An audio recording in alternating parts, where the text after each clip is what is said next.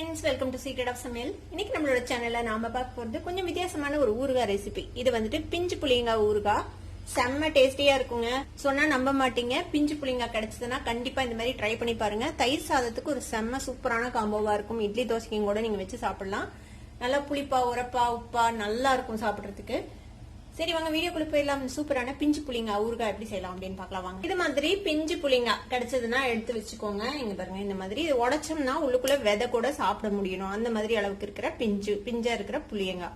இந்த விதையுமே சாப்பிட்டீங்கன்னா ஒரு மாதிரி நல்லா சாப்பிட முடியும். இது லைட்டா ஒரு இனிப்போட ஒரு புளிப்பு டேஸ்டோட இருக்கும். இது இப்ப இந்த மாதிரி ஸ்டேஜ்ல இருக்கிற பிஞ்சு புளியங்காவை எடுத்து வச்சுக்கோங்க. எடுத்துட்டு இந்த மாதிரி தட்டி வச்சுக்கணும். நம்ம இந்த மாதிரி குட்டி உரல் இருக்குல்ல, இதுல போட்டு இந்த மாதிரி தட்டி வச்சுக்கணும்.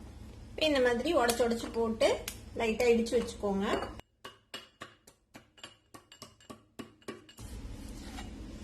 இந்த மாதிரி கண்டிஷன்ல நம்ம வந்துட்டு இடிச்சு வச்சுக்கணும். மிக்சில எல்லாம் போட்டாதீங்க. மிக்சில போட்டா ரொம்ப கசகசன்னு போயிடும். அதனால இந்த மாதிரி இடிச்சே யூஸ் பண்ணுங்க. ஒரு வடைச்சட்டி அடுப்புல வச்சுக்கோங்க. இதுல வந்துட்டு நல்லெண்ணெய் விட்டுக்கலாம். ஒரு டேபிள் ஸ்பூன் அளவுக்கு. எண்ணெய் சூடானதும் 1 டீஸ்பூன் கடுகு சேர்த்திக்கோங்க. கடுகு பொரிஞ்சதும் ஒரு கொத்து கருவேப்பிலையும் நல்லா ரோஸ்ட் ஆயிடுச்சு. நம்ம இடிச்சு வச்சிருக்கிற இந்த பிஞ்சு புளியங்காய் சேர்த்துக்கலாம். இது எண்ணெயிலேயே கொஞ்ச நேரம் நல்லா வதங்கணும். கூடவே நம்ம உப்பு சேர்த்திக்கலாம். ஒரு 1.5 டீஸ்பூன் அளவுக்கு உப்பு சேர்க்கிறேன். நம்ம இன்னைக்கு கம்மியா தான் செய்யறோம், அதனால இந்த அளவுக்கு போட்டா போதும். கூடவே ஒரு 1/2 டீஸ்பூன் அளவுக்கு பெருங்காயத்தூள். புளியங்காய் கொஞ்சம் சாஃப்ட் ஆகணும். அது வரைக்கும் நம்ம இதுல வதக்கி விட போறோம். கொஞ்சம் வெந்ததுக்கு அப்புறம் கடைசியா நம்ம மிளகாத்தூள் போட்டுக்கலாம். மிளகாத்தூள் முதல்லயே போட்டோம்னா மிளகாத்தூள் கலர் சேஞ்ச் ஆயிடும். அதனால நம்ம இது வதங்கினதுக்கு அப்புறம் கடைசியா சேர்த்துக்கலாம். இப்போ பாத்தீங்கன்னா தெரியும், கொஞ்சம் மசிஞ்ச மாதிரி ஆயிடுச்சு பாருங்க. இது சீக்கிரமே வெந்துடும். இப்போ இந்த அளவுக்கு வெந்ததுக்கு அப்புறம் ஒரு 3/4 டீஸ்பூன் நம்ம நார்மல் மிளகாய் பொடி சேர்க்கிறேன். கூடவே 1 டீஸ்பூன் காஷ்மீர் சில்லி பவுடர் சேர்த்திருக்கிறேன். காரம் செக் பண்ணிட்டு நம்ம வேணும் கொஞ்சம் கூட சேர்த்திக்கலாம். நல்லா இந்த மாதிரி கலந்து விடுங்க.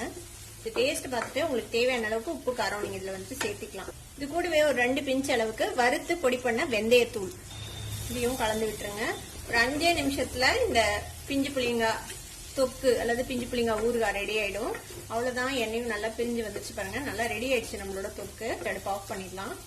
பிஞ்சு புளியங்காய் ஊறுகாய் செம்மையா ரெடி ஆயிடுச்சுங்க. பார்க்கும் போதே செம்ம டெம்டிங்கா இருக்குதுல்ல. சாப்பிடவும் அதே மாதிரி தான் இருக்கும். ட்ரை பண்ணி பாருங்க. ட்ரை பண்ணி பார்த்துட்டு எப்படி இருந்தது அப்படின்னு கமெண்ட்ஸ்ல ஃபீட்பேக் கொடுங்க. இந்த வீடியோ உங்களுக்கு பிடிச்சிருந்தா சப்ஸ்கிரைப் பண்ணுங்க. பக்கத்துல இருக்கிற பெல் ஐகானை கிளிக் பண்ணுங்க. அப்பதான் ஃபியூச்சர் நோட்டிபிகேஷன்ஸ் உங்களுக்கு உடனே சேரும். லைக் பண்ணுங்க, ஷேர் பண்ணுங்க. தேங்க்யூ ஃபார் வாட்சிங் this video viewers. Bye by.